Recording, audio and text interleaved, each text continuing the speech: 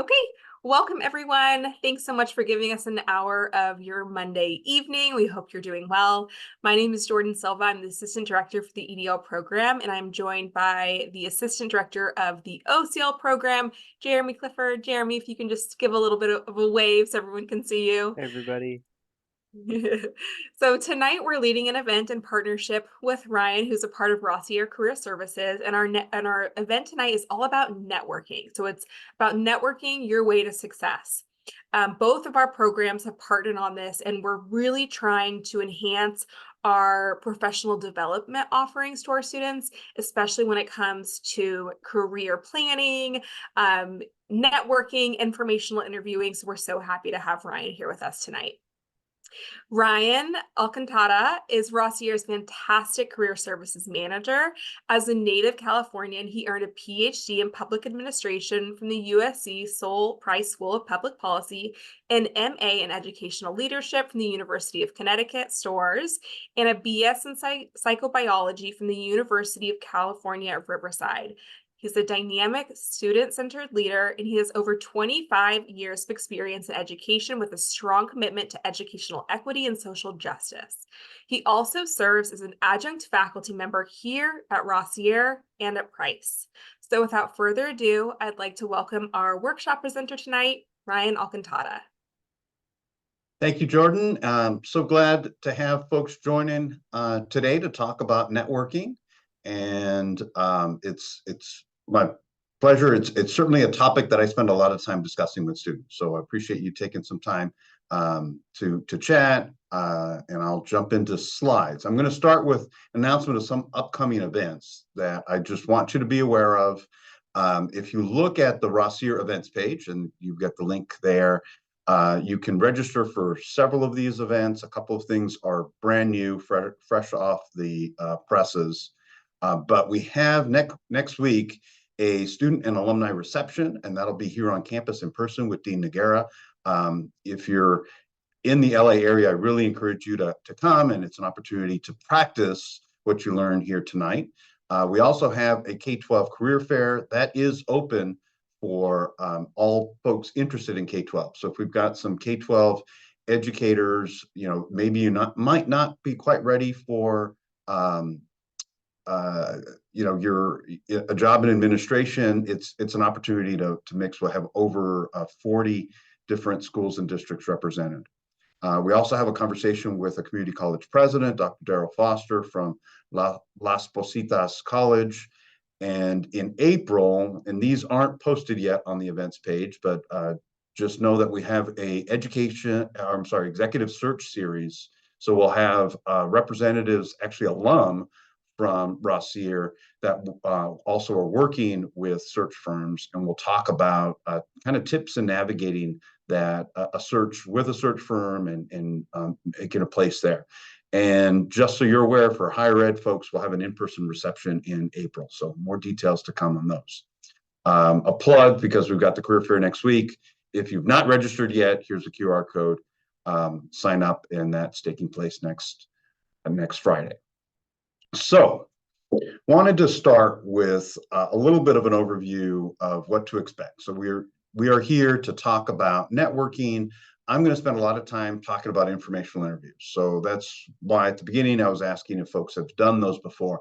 I find as I talk with our students and alumni, a lot of conversations, lead us to informational interviews. If you're, initiating a search, if you're looking to kind of pivot in your career journey, especially post-graduation, if you're really focused in on a particular type of role or geographically, informational interviews is a great way to focus that networking. So we're going to talk about what they are, why to conduct them, develop strategies to identify and connect with people, to do those informational interviews. And then we'll do some group work so you can practice that. And my hope is you've got the resources and kind of confidence to do informational interview at least by the end of the semester. So what is an informational interview, and why is it important? So it's a creative and useful networking strategy. It occurs outside of the formal application process. So we're not talking about, um, you're applied for a job and talking to folks there. There's value in doing that. But oftentimes when you're in the midst of a job search, there's certain things that the organization aren't going to share with you. So the importance here is, you're not quite you've not quite applied, or you're looking at positions that might be open, and so that provides an opportunity for more informal conversation and a little bit more candid perspective from the person that you're interviewing. uh, I said, it's a person with knowledge and experience in a field that you're interested in, maybe works at a place that you want to work at, a way to gain that insider's perspective. So you may not be there, and there's oftentimes an advantage of knowing what's going on with the organization. If you look at a job description, there's a lot of things that it describes, but sometimes it just doesn't give you, the details of, is this a change? What's the reason for an organizational change? What happened? What's going on with the organization or the department? It's a safe and effective way to explore alternative career possibilities and gain those insights in an organization. Now, I'll say, while informal, it's still an interview. So we'll talk about some do's and don'ts as they relate to that. And you don't want to go in without a game plan, not doing your research. So again, we'll talk more about that. Why conduct an informational interview? And we'll talk more about this, but I generally think there's three dominant reasons we engage in it. So first and foremost is understanding the career journey of someone doing something that you want to do. So, they have that position that you're hoping, it may be in a year, it may be 5, 10 years down the line. They're doing what you want to do, and you want to get that insight from what that experience is. The other reason is you want to learn about an organization or field. And so again, you may not have a whole lot of exposure. You want to do some consulting work, but you've not, created your own organization. You've not done that kind of. So, getting some insights in that organization. And then third, getting some insights on the qualities of an ideal applicant. So targeting somebody that's doing the hiring for a position that you'd be interested in. So this is, I'll say it's an important area, especially if you want to do teaching. So if you want to do some adjunct teaching, you want to talk to those faculty members that are doing the hiring in those positions.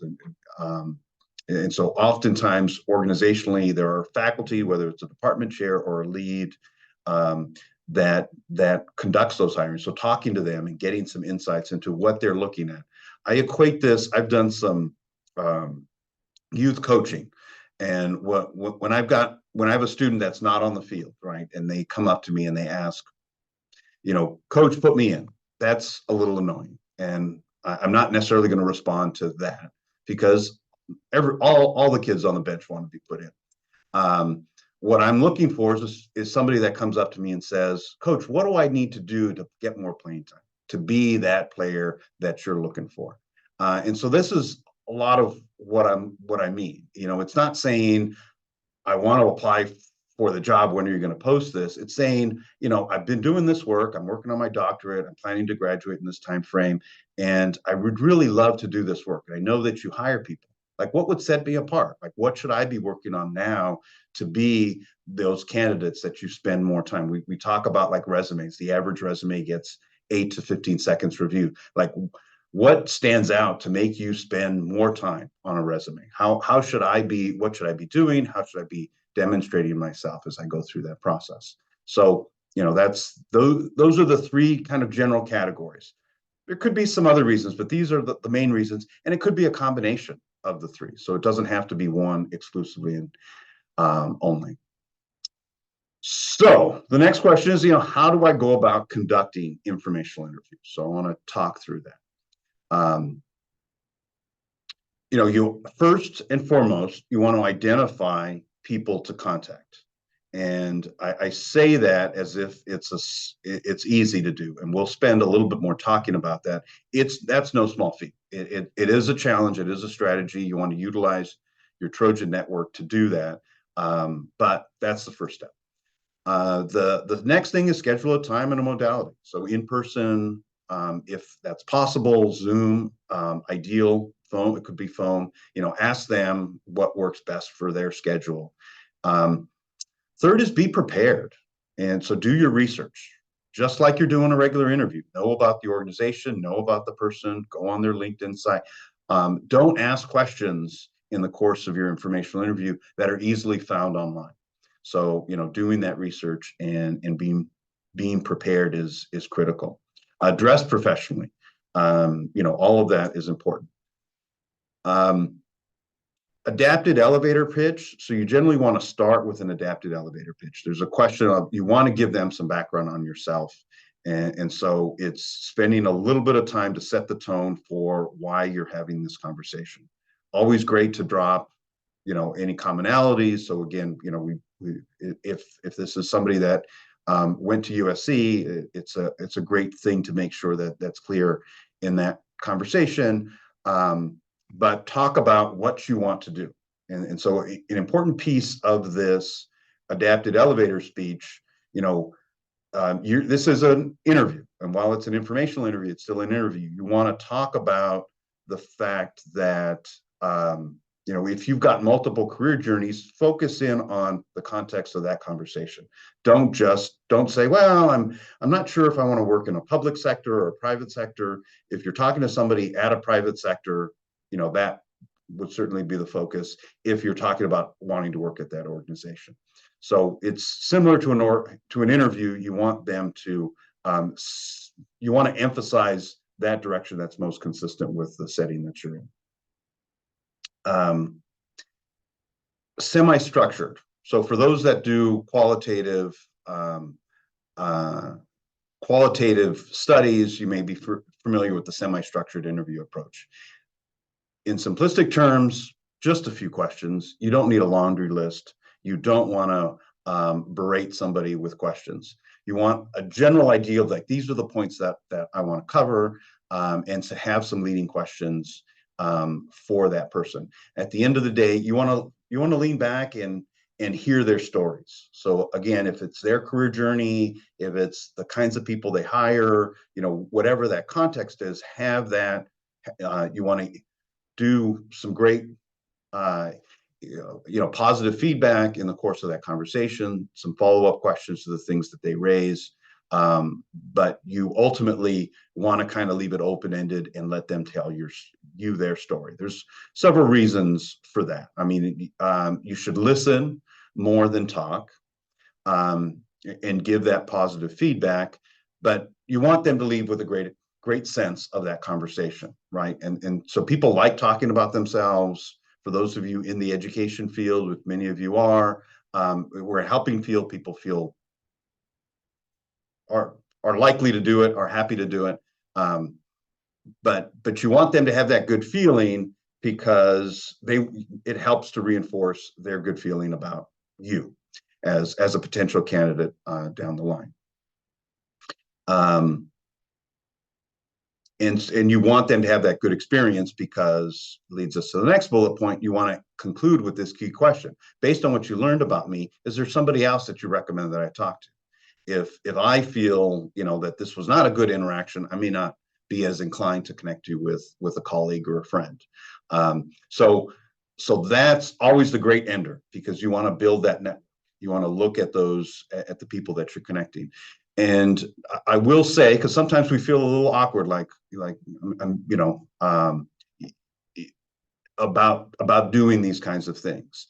And I encourage you, like, the vantage point in which you want to have these conversations is you are developing, how you can contribute to your industry, how you can contribute to this sector.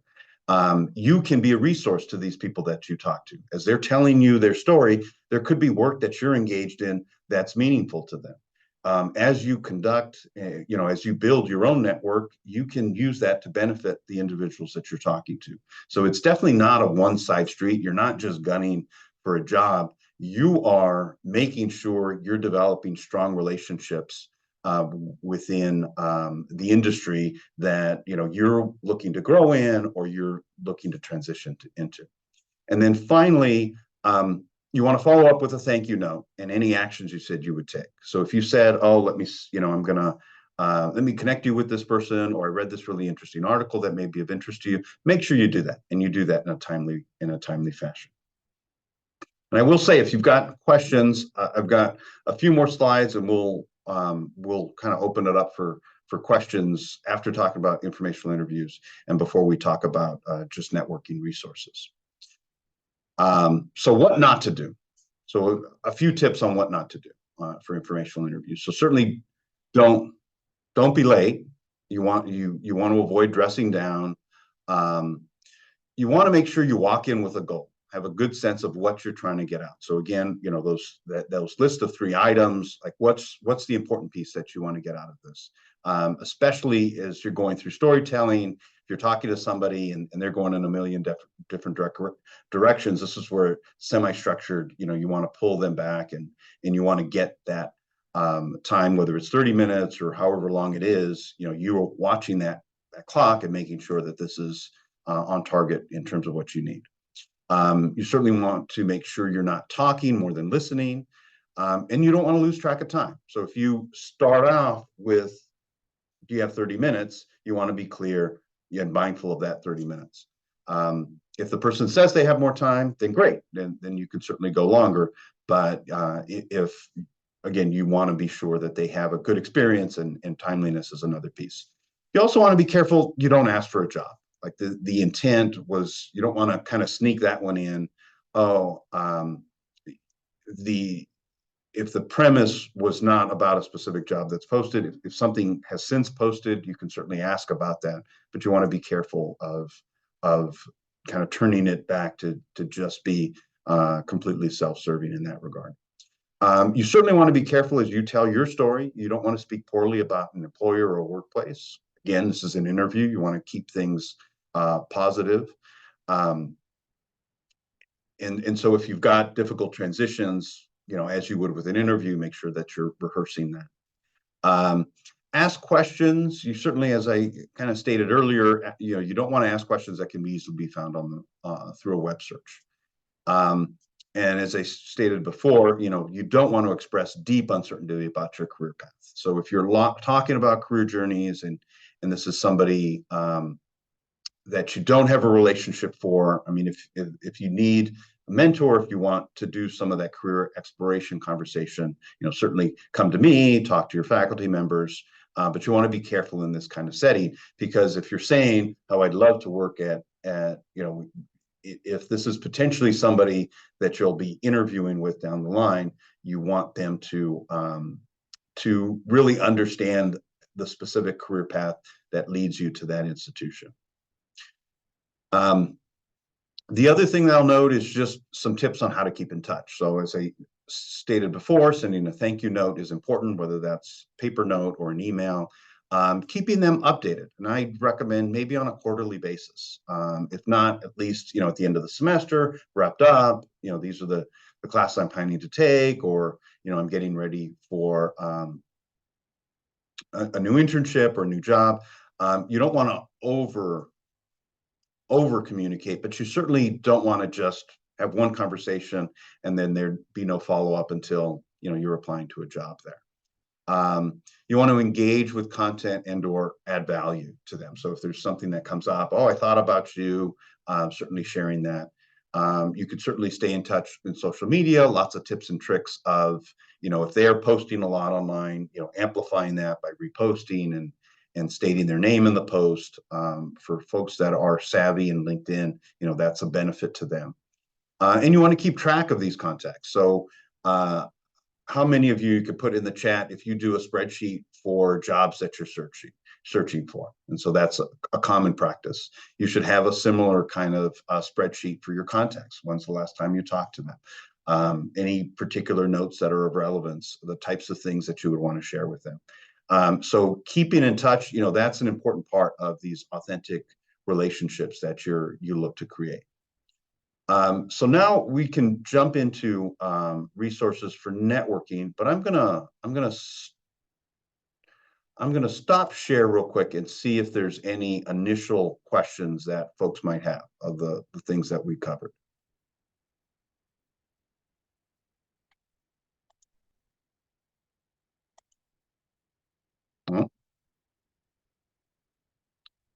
Okay.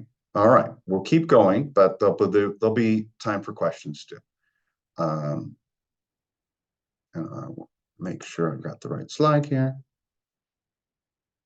Very good. Okay, so let's talk about resources. Many of you may be familiar with these resources. I've got some QR codes that can help if you're not familiar with them, and I'll talk through a few of these. Um, we have a Rossier Career Network, and that's like a mini LinkedIn. We've got several community groups that you connect with. We relaunched this year, and we're continuing to really work to get more activity here. The great thing about this is we have alumni on this platform, and alumni come here because they want to mentor, they want to interact with other alums and with students. So there are groups that you can connect with. You can search the network under career. There's actually jobs that get posted. So from our Rossier, both it draws jobs from LinkedIn as well as Connect Rossier, and it'll tell you folks that are in our Rossier Career Network that work at that particular job site. So it's a neat little feature. If you've not been on the Rossier Career Network, I encourage you to check out that platform. There's a similar version of it that's for all of USC, and that's the Trojan Network. And so again, you can access that, and it has similar functionality of different groups to connect with and networking. It'll have jobs. So certainly for our students that are outside of education, this is a good resource to check out. LinkedIn. I know a lot of you are probably on LinkedIn, and I would encourage you to make sure your LinkedIn profile is up to date. But when you search LinkedIn, start with, when you search back to that initial point of the first step of informational interviews, you want to build that network. Who do I want to talk to? So you can search, administration at the organization or school that you want to work at. You can also use LinkedIn as a term, as a place. So you can do direct searches within LinkedIn, but you can also search within USC. And so that will show you alumni that then work at a particular institution. So I would encourage you to explore that functionality, and it helps to kind of target what your search is. So if you're looking at a particular industry, it can look at USC specifically. Career Shift is another resource, and it again allows you to kind of search people by industry, and it'll have their USC connection in there as well. So now I'll say this is a QR code. If you hit that, it's my contact information. So if you don't have my contact information, you can do that via the QR code. And then I will kind of stop sharing now and open it up a little bit for questions if folks have questions.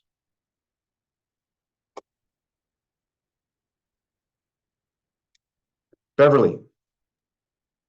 Hi, Ryan. Thanks for your presentation today. I have a couple of questions. The first one isn't really a question so much as it is something that I guess I struggle with networking, is networking and kind of, I guess being sensitive to titles and things like that with folks that I work with.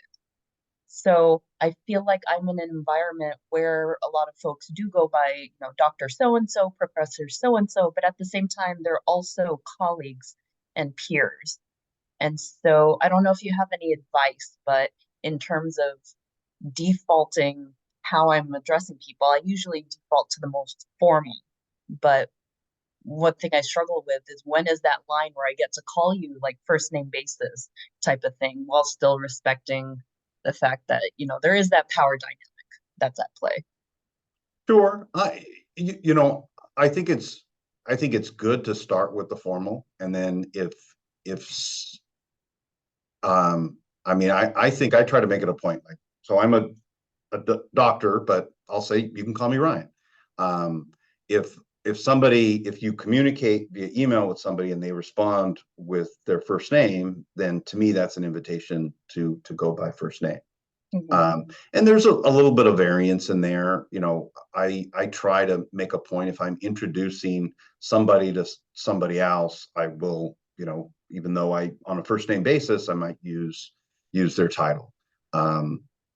But I think your instinct is right. You want to kind of play it by ear with the other person. But hopefully, at some point they make it clear, like, this is okay. And it Right. can be whether directly or like I said, just in their email response, they put their first name down. Absolutely. Another question I have, Mhm. uh, I guess tips on strategizing who to connect with when you're not really sure what your end goal is, or maybe you're early on in the process of the job search. So, I'll take myself as an example. I'm in my first year, so I'm very much, not ready or willing to make a career move yet, but I want to start setting myself up so that by year 3, I have a few folks kind of I've already connected with, but I just don't know where to start. And so I'll go back, and I know in the slide it was like, you want to have a direction. Um, and that's not a hard and fast rule. I mean, I think part of it is, if you're in your first year of your doctoral program and you're kind of open to different things, having those kind of general conversations. Now, you want to emphasize that area of expertise for that individual.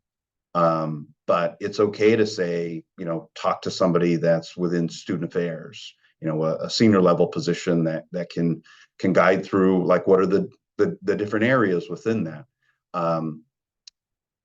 And so that's appropriate. And typically when I do conversations with undergrads about informational interview, career exploration becomes a piece, and to some degree that can be the aspect for graduate students too. You're not wide open, but I'm really interested in this sector or this particular area, and just want to explore what are the different opportunities or what are the specific pathways. So that is appropriate. And it's okay to have a little bit of uncertainty. You just want to be careful of not being very uncertain. Like, this is not your career coach, and you could develop a mentoring relationship, and that can evolve. But you want to have, be grounded in a couple of directions. So even if you're looking at 5 different areas, you might want to focus in on 2 or 3 where that person has some expertise. Thanks, Ryan. Sure. Any other questions?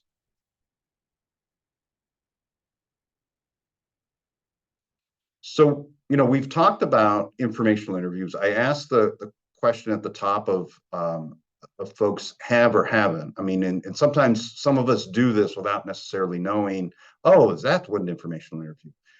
So I'll put this out again to see if people have in fact done informational interviews, or, like, what are the kinds of positions that you're interested in having conversations with folks?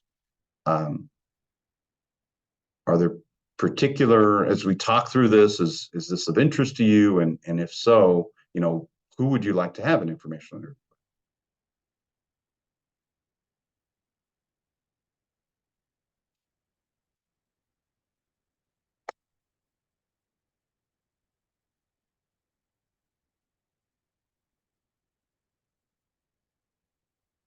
Okay.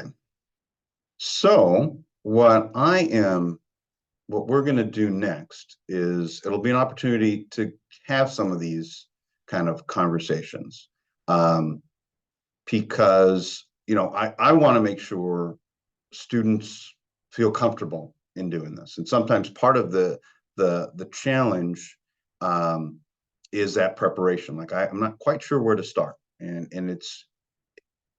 I will just say, like, for anybody that's gearing up for a job search, conducting some informational interviews is a great kind of first step of, like, crafting that kind of first, tell us a little bit about yourself and your interest in the position, you working on how best to articulate that. Also, when you're working on your advanced degree, it's also a great time, letting people know that this is what I'm doing, this is what I'm thinking. The more you can do to expand that net while you're going through your program, the better positioned you're going to be, especially if you're seriously thinking about starting a job search, on the other side of completion of your degree. So I am gonna, let's see, we've got 10 participants.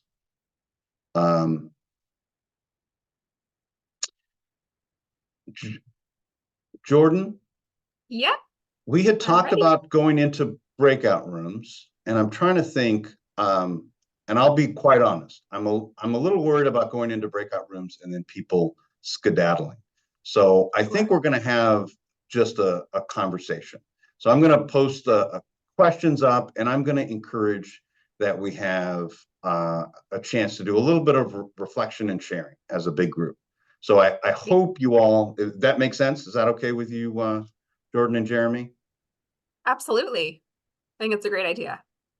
So what we're gonna do is let's pop off the recording. We'll shut off the recording, and Jeremy, if you want to put